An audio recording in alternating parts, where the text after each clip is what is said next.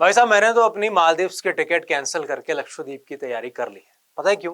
क्योंकि social media पर hashtag boycott Maldives trend कर रहा है, और इस ट्रेंड करने के पीछे जो इंसान है, जो शख्स है, वो है हमारे भारत के प्रधानमंत्री श्री नरेंद्र दास दामोदर दास मोदी, यानी मोदी जी। मोदी जी ने कोई मालदीव्स के बारे में कुछ गलत नहीं कहा है, कुछ कमेंट नहीं किया है, जिसके चलते ये हैशटैग बॉयकॉट मालदीव्स ट्रेंड कर रहा है सोशल मीडिया पर। दरअसल मोदी जी ने मालदीव्स का कभी नाम भी नहीं लिया, जिक्र भी नहीं किया मालदीव्स का। तो ये ट्रेंड कर क्यों रहा है? इसके पीछे की कहानी है, वो कहानी हम आपको बताते हैं। दरअसल मोदी जी घूमने गए लक्षद्वीप के आइलैंड्स। एक छोटे से आइलैंड है, भारत में भी है, अंडमान और निकोबार आइलैंड्स हैं, जहां पर कई खूबसूरत बीचेस हैं, लोग वहां जाते हैं छुट्टियां मनाने, कई अच्छे अच्छे रिजॉर्ट्स भी हैं। मोदी जी लक्षद्वीप की घूमने गए, लक्षद्वीप के आइलैंड्स, और उन्होंने उस तस्वीरों को, अपने उस दौरे की तस्वीरों को शेयर किया सोशल मीडिया पर। उन तस्वीरों की खूबसूरती को देखते हुए, लक्षद्वीप की अद्भुत नज़ारे को देखते हुए, लोगों ने लक्षद्वीप के बारे में कई अच्छी अच्छी बातें बोलना सोशल मीडिया पर शुरू कर दिया।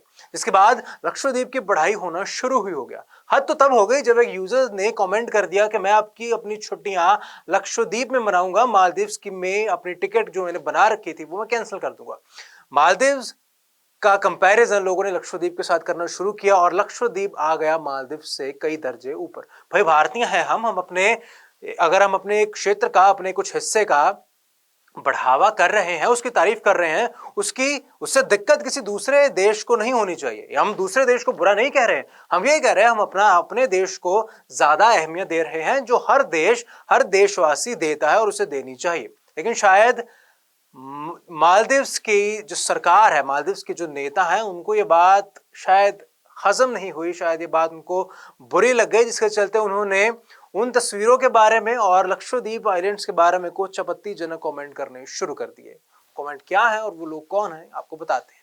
दरअसल मालदीव्स के नेता, मालदीव्स के मंत्री मंत्री मरियम शूना और नेता जाहिद रमीज ने सोशल मीडिया पर उन्हीं तस्वीरों के बाद ये लिखना शुरू कर दिया कि जो तस्वीरें, कि जिस तरह का कंपैरिजन सोशल मीडिया पर हो रहा है मालदीव्स और लक्षद्वीप के बीच में, वो कंपैरिजन, वो डिफरेंस बनाना, दरअसल उसके कोई मायने ही नहीं है। उनके हिसाब से हमारे लक्षद्वीप के कमरे बदबूदार हैं, हमारा लोगों का रहना सहना बहुत देहाती है, इसलिए उनका कहना है कि मालदीव्स के लोग या मालदीव्स के जो होटल्स हैं, मालदीव्स के जो रहन सहन है लोगों का, वो कहीं बेहतर है, जिसके चलते ये कंपैरिजन करना कि मालदीव्स बेहतर है, लक्षद्वीप नहीं, तो उनका कहना है कि मालदीव्स लक्षद्वीप से कई गुना बेहतर है। आप अपने लक्षद्वीप को अपने पास रखो, हमारा मालदीव्स आपसे कई गुना बेहतर है।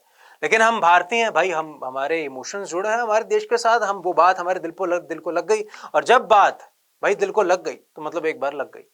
क्या हुआ फिर? सोशल मीडिया पर ट्रेंड होना शुरू हुआ। धीरे धीरे लोगों ने उस कमेंट को, क्योंकि अगर एक देश का कोई मंत्री कमेंट करे किसी दूसरी देश के बारे में, उसकी जगह के बारे में कि उसके कमरे बदबूदार हैं, कभी भी कंपेयर करे, कंपेयर करना बुरी बात नहीं है, लेकिन गलत तरीके से कंपेयर करना, ऐसे विवाद बढ़ाने के लिए कमेंट करना, कोई भी देशवासी नहीं चाहेगा कि किसी दूसरी देश का कोई मंत्री अब हमारे देश के बारे में ऐसे बयान दे।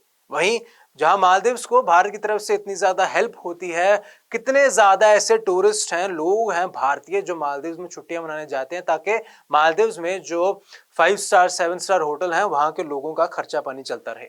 अगर ये लोग जाना बंद कर देंगे, हमारे लोग अगर वहां जाना बंद कर देंगे, तो इनको सोचना चाहिए कि इनकी सरकारें चलेंगी कैसे। इनकी टूरिज्म इंडस्ट्री में जो हर साल लाखों करोड़ों रुपए का इजाफा होता है, वो इजाफा कहां से होगा?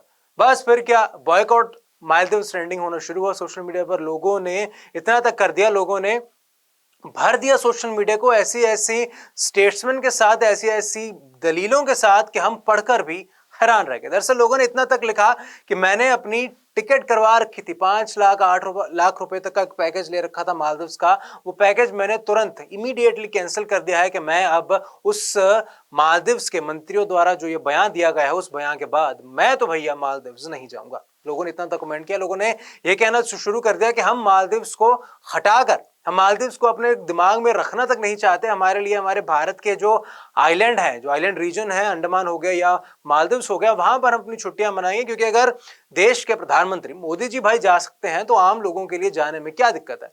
और मोदी जी का लक्षद्वीप और अंडमान जैसे इन जगहों पर, इन क्षेत्रों पर घूमना सिर्फ इसी बात की तरफ इशारा करता है ताकि लोग जो लाखों रुपया खर्च करके दूसरे देशों में जाते हैं छुट्टियां एंजॉय करने, वो छुट्टियां एंजॉय करने भाई अपने भारत में आए, ताकि भारत की जीडीपी में थोड़ा बहुत इजाफा, थोड़ा सुधार हो सके।